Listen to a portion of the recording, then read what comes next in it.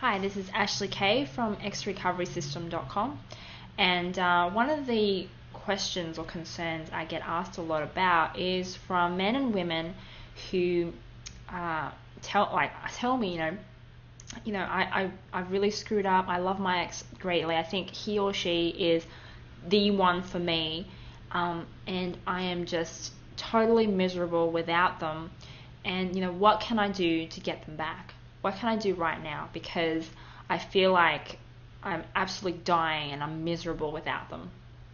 So when I instantly hear that, basically the fact when they say my ex is the one for me, and I need to get them back. I'd have to get them back, or else I'm going to be miserable and I'm going to die, sort of thing. When I get that impression from somebody asking me for help, instantly red flags go up, because I know that person is putting their ex on a pedestal. They're putting themselves in a bit of a hole because they're giving their ex too much power over them. Okay, if you feel like you're someone who can relate to that, if you feel like you might have been really recently after your breakup and you feel like, this is the one for me. I need to get this person back. If I don't get this person back, I may never ever be happy again. If you feel like that, then really you need to stop and have a really big deep think about what you're saying, because what you're most likely thinking is an illusion. Okay, it's not actually real. Just imagine someone else putting that kind of pressure on you, and thinking that you're the only one in the world for them, that if they didn't have you, they were going to be miserable for the rest of their life. That's a bit dramatized, but basically that's what you're saying. And what kind of pressure that puts on you, to be able to perform or provide for this other person. Frankly, it would probably freak you out a little bit if you put that much pressure.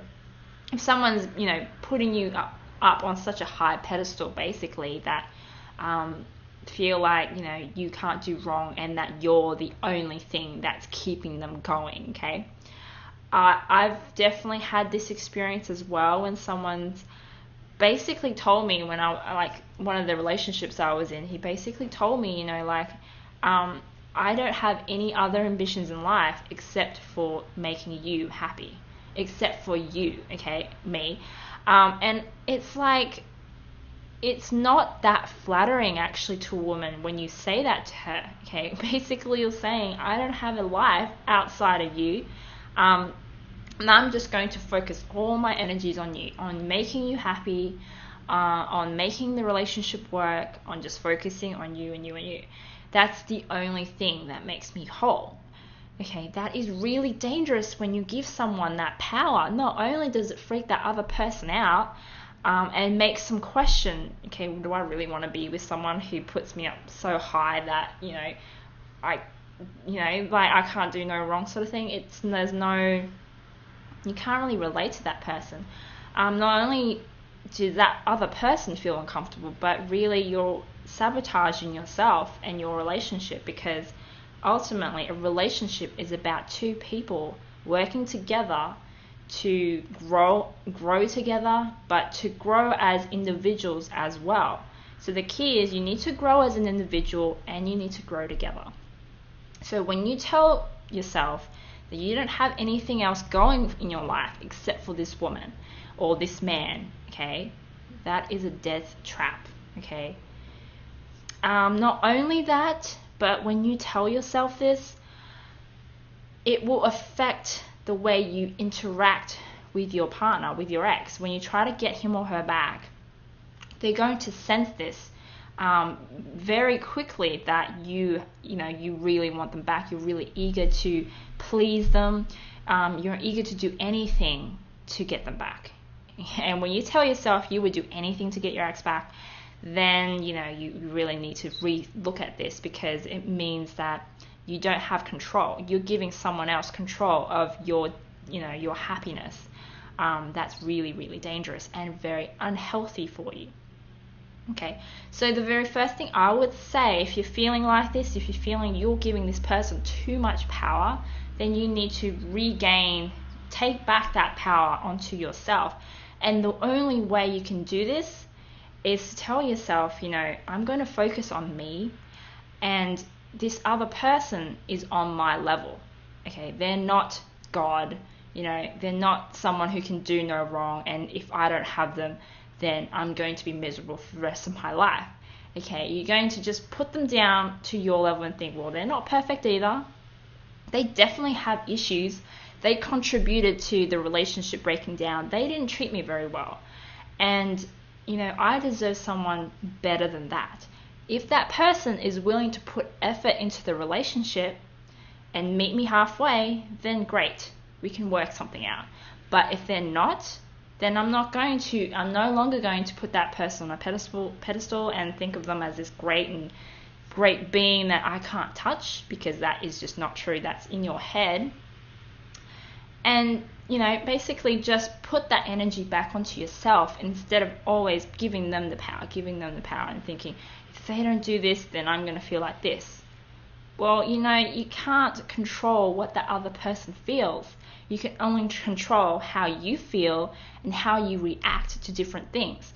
So if they're not going to give you the response that you need, well, then you're going to say, well, I'm going to give myself that. I'm going to give love to myself. So I don't care as much if they don't give me that love or that attention that I desire. And when you do this, when you pour more of that love back into yourself and start focusing on what you want, things that make you happy, your own personal goals, and just doing these healthy things for yourself, then that other person is going to see. They're going to notice that, oh, he is not putting all his energy on me, or she is not putting all this energy on me. Then maybe this person's changed now. Maybe, he or she has got something else going on. He's got something, and if you give that impression that you've got something else going on, it's like knowing a secret that someone else wants to know, then your ex is going to start gravitating towards you, because they'll be thinking, what does he know that I don't? What does she know that I don't? And drawn to wanting to rediscover who you are and find out why you're so happy now, why you're so comfortable with yourself, and why you suddenly don't care as much about what they think. And then you can, start that relationship from a healthy foundation,